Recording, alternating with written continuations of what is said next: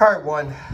Welcome to Chapter 11. In Chapter 11, we're talking about something called long-term debt. Long-term debt is something you might be familiar with, would be like a mortgage when you're borrowing money and planning on paying it off in a longer period of time.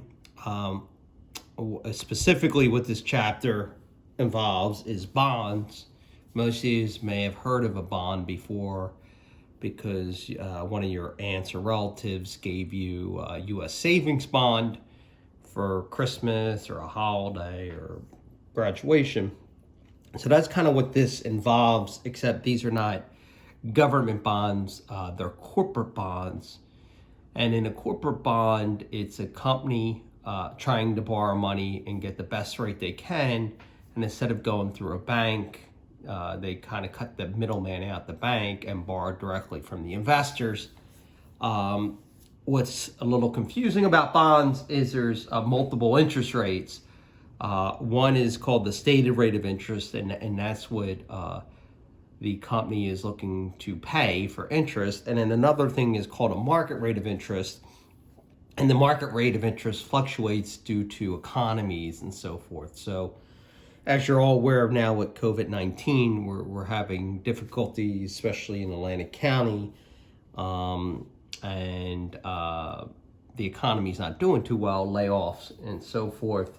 So interest rates, market interest rates fluctuates based off of economies. So I wanted to kind of point that out before I went through this problem. In this problem, during the beginning of the year, this Chin company wants to issue a $10 million bond for 5 years, and they're willing to pay 7% interest. That 7% we typically call stated rate of interest, right? So they're looking at borrowing a lot of money. They're not really going to borrow this from one person.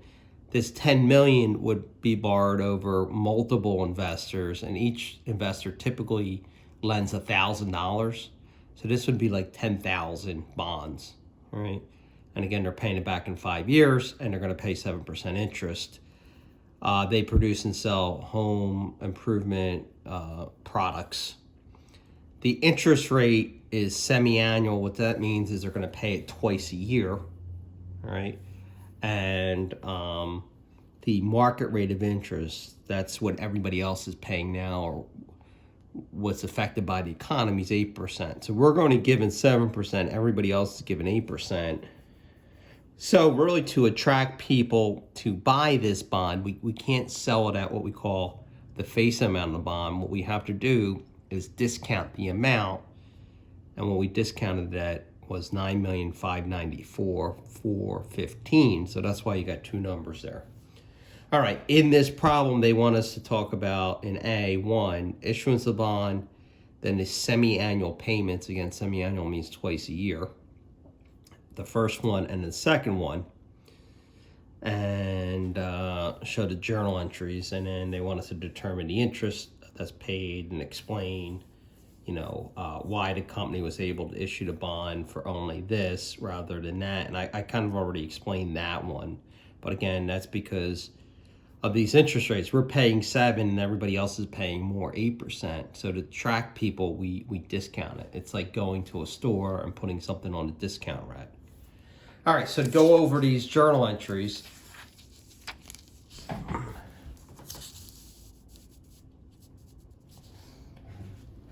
What you see is in this first one, we're issuing it. So issuing means we're getting the money in.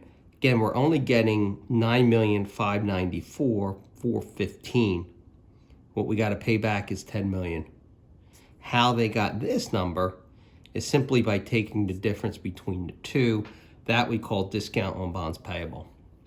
That amount has to be what we call amortized over the life of the bond. So in that case, 5 years, or twice a year for 10 payments.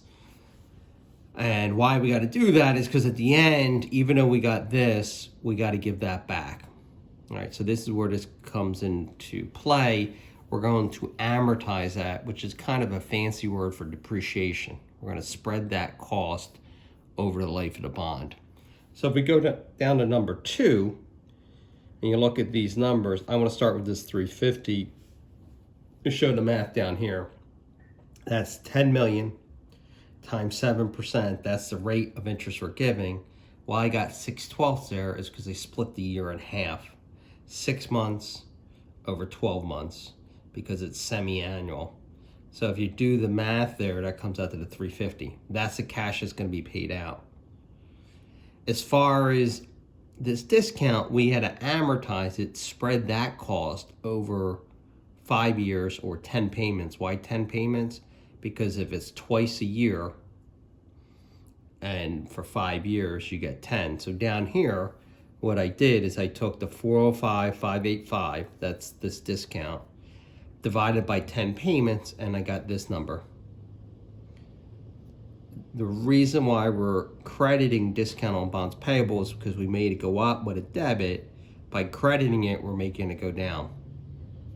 These two together equal that. So where we got that number was a summation of these two, and that's a debit to interest expense. So the interest expense we're recognizing on the income statement is actually higher than the amount we're paying out to the people, and that's because we shortchanged ourselves in the beginning. This second journal entry, so this was again the beginning of the year, January 1st. This would have been the end of June, and then this would have been December 31st. These two are exactly the same because this is the first payment in 6 months. This is the second payment 6 months later. So they're a mirror image, the same thing. And B, they want us to calculate the annual interest payment, right?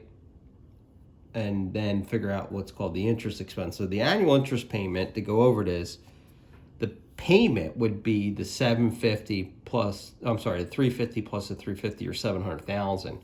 But our interest expense is not that. It's really going to be that plus these two payments. So the 40559, if you times it by 2, you get 118. So that number right there is just a summation of this and this, or times it by 2. The 700,000 again was the 350 plus the 350.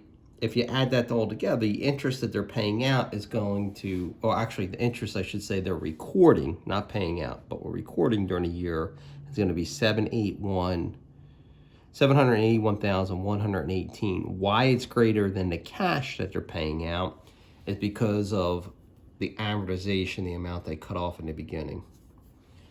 All right, and then the last part, it just said, why would a bond sell for less? And again, that's because the market rate of interest, that's what everybody else is paying in the marketplace, is greater than what we're willing to pay. So because we're paying less than everybody else, we have to discount it, and that's what Part C is saying. Hopefully everybody is doing well, and I'll talk to you soon. Take care.